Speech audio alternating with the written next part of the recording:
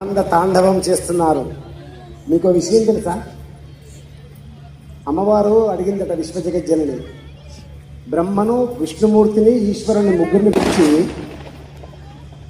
ముందు బ్రహ్మదేవుని అడిగింది సృష్టికర్తగా, ఏమయ్యా నా రూపంలో ఉన్నటువంటి సరస్వతిని వివాహం చేసుకుంటున్నావు, నువ్వు ఎంత చక్కగా చూసుకుంటావు, నీ హృదయంలో ఏ స్థానం ఇస్తావు అనగానే నా నాలిక పైన నా భార్యను పెట్టుకుంటాను అన్నాడు. ఇక విష్ణుమూర్తి ఏమన్నాడు, నా వక్షస్థలములో నా లక్ష్మీదేవిని పెట్టుకుంటాను. అదే ఈశ్వరుడు ఏమన్నాడు, నా సగము శరీరాన్ని అర్ధనారీశ్వరుడు రూపంలో ఇస్తా అన్నాడు. అందరూ నేను చెప్పే శ్లోకం చెప్పండి.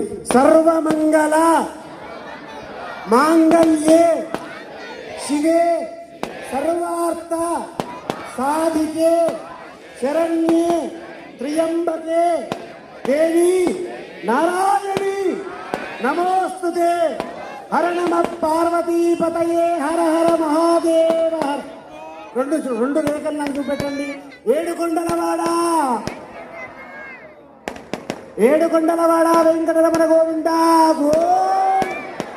గోవింద గోవింద గోవింద అనే మూడు అక్షరాలకు అర్థం తెలుసుకోండి ఎప్పుడన్నా. అంత అద్భుతమైనటువంటి పదం.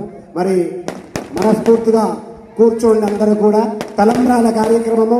మరి ధనంజయ దంపతులు తలంబ్రాలను తీసుకొని రావాల్సిందిగా అందరికి తాగించి తలంబ్రాలను తీసుకొని రావాల్సిందిగా కోరుచున్నాము. చక్కటి గానం వేయవలసిందిగా కోరుచున్నాము.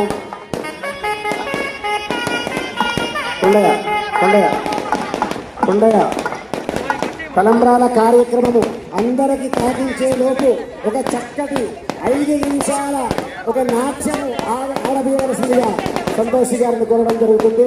5 నిమిషాల సమయము ముగించవలసిందిగా